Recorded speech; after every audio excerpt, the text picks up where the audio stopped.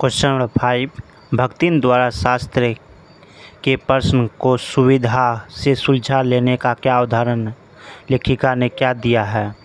उत्तर, लेखिका को भक्तिन का सिर मुंडवाना पसंद नहीं था। लेखिका उसे ऐसा करने के लिए हमेशा मना करती थी, परंतु भक्तिन केस मुंडवाने से मना किए जाने पर शास्त्रों का हमला देते हुए कहती थी कि तीर्थ गए मुंडवाए सिद्ध।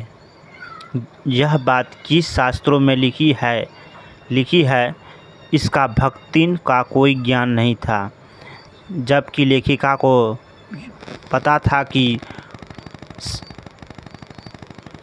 शास्त्र की न होकर किसी व्यक्ति द्वारा कही गई है, परंतु तर्क देने में पटु भक्तिन को सिर मुंडवाने की आदत को लेखिका बदल नहीं पाई।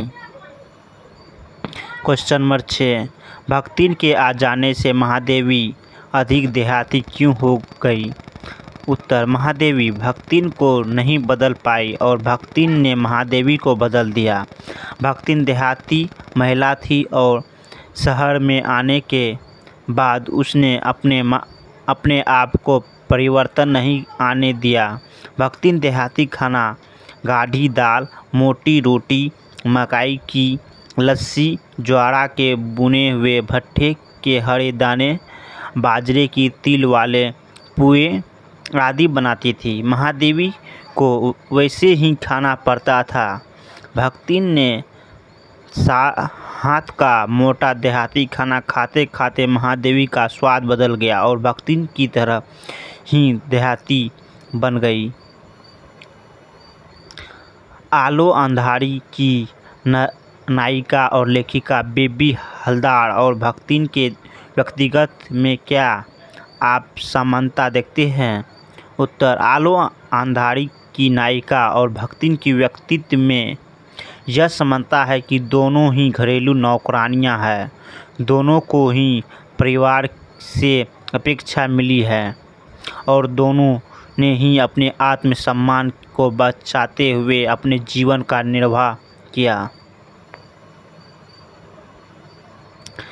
क्वेश्चन नंबर 8, भक्तिन की बेटी के मामले में जिस तरह फैसला पंचायत ने सुनाया वह आज भी कोई हैरतगंजे है बात नहीं है। अखबारों या टीवी समाचार में आने वाली किसी ऐसी घटना को भक्तिन ने प्रसंग के साथ रखकर उस चर्चा करें। आज भी हमारे समाज में विवाह के संदर्भ में पंचायत रुखी बड़ी क्रूर, संघर्षीय, रूढ़िवादी है। आज भी विवाह संबंधित निर्णय पंचायत में लिए जाते हैं। पंचायत अपनी रूढ़िवादी विचारधाराओं से प्रभावित होकर कभी कभी अपमानित फैसले दे देती है। आज भी पंचायतों का तानाशाही रवैया जारी है। अखबारों तथा टीवी में आए दिन इस प्रकार की घटनाएं सुनने को मिलती है कि पंचायत ने पति पत्नी को भाई बहन की तरह रहने पर मजबूर कर दिया। शादी हो जाने के बाद भी पति पत्नी को अकेले रहने पर मजबूर किया और उनकी बात न मानने पर उनकी हत्या भी कर दी। उन्हें समाज की निष्कासित कर दिया गया। भाषा की बात। क्वेश्चन नंबर 9, नीचे दिए गए विशिष्ट भाषा प्रयोगों के उदाहरणों को ध्यान में रख पढ़िए और उसके अर्थ छवि स्पष्ट कीजिए। क्वेश्चन नंबर 9 का 1 है, पहली कन्या के 2 संस्कार और कर डाले। उत्तर, भक्तिन ने पहली कन्या के बाद 2 अन्य कन्याओं को जन्म दिया जो रूप रंग में बिल्कुल उसकी पहली पुत्री की तरह ही थी। क्वेश्चन नंबर 2, खोटे सिक्के की कटसाल जैसी पत्नी। कटसाल सिक्के ढालने वाली मशीन को कहते हैं। भारतीय समाज में लड़के को खरा सिक्का और लड़की को खोटा सिक्का कहा जाता है। समाज में लड़कियों का कोई महत्व नहीं होता। भक्तिन को खोटे सिक्के की कटसाल की संज्ञा दी गई है क्योंकि उसने एक के बाद एक 3 लड़कियों को जन्म दिया, जबकि समाज में पुत्र जन्म देने वाले स्त्रियों को महत्व देता है। स्पष्ट पुनरावर्तित और स्पष्ट सहानुभूति। भक्तिन अपने पिता के देहांत के कई दिनों बाद पहुंची थी। जब वह मायके की सीमा पर पहुंची तो लोग कानाफूसी कर रहे थे कि बेचारी अब आई है। आमतौर पर शौक की खबर प्रत्यक्ष तौर पर नहीं दी जाती। कानाफूसी और फुसफुसाहट के स्पष्ट शब्दों में कही जाती है। अतः लेखिका ने उन्हें स्पष्ट पुनरावृत्तियाँ कहा है। वही पिता के देहांत के कारण लोग सहानुभूतिपूर्ण दृश्य से देख रहे थे तथा ढांस बांध रहे थे। बातें स्पष्ट तौर पर की जा रही थी कि अतः लेखिका ने स्पष्ट सहानुभूति कहा। Question number 10।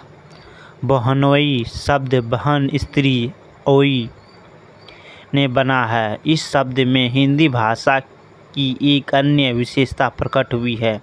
पुल्लिंग शब्दों में कुछ स्त्री प्रत्यक्ष जोड़ने से स्त्रीलिंग शब्द बनने के एक समान प्रक्रिया कई भाषाओं को देखती है।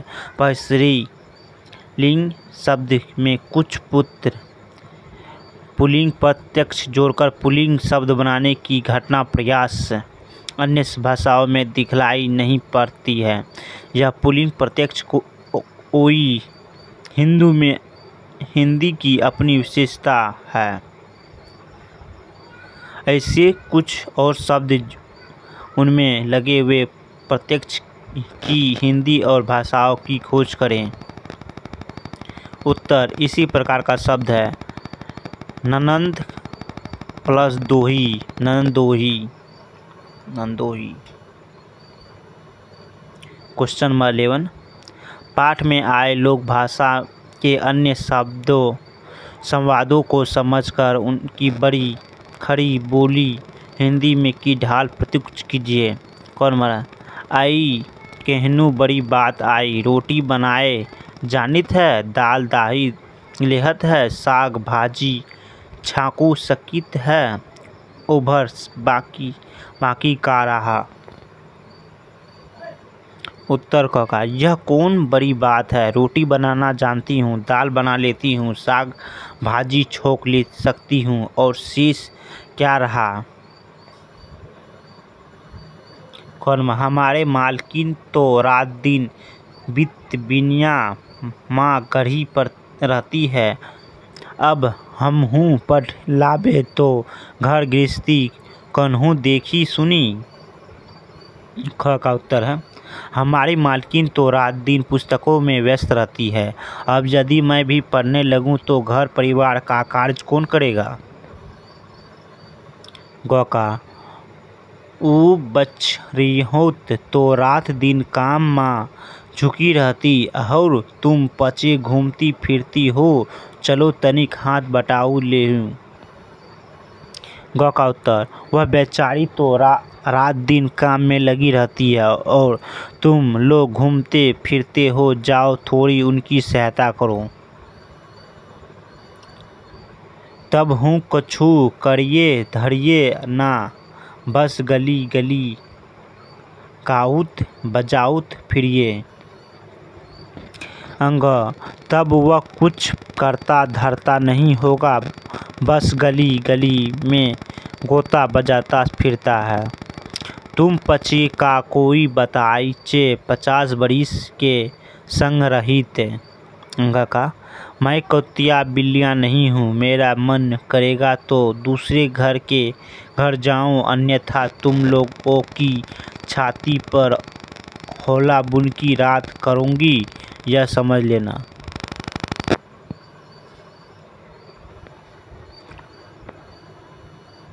भक्तिन के पाठ पहली कन्या दो संस्कार जैसे प्रयोग लेखिका के खास भाषाई संस्कार की पहचान करता है। साथ ही ये प्रयोग कथन और संकीर्णीय बनाने में मददगार है।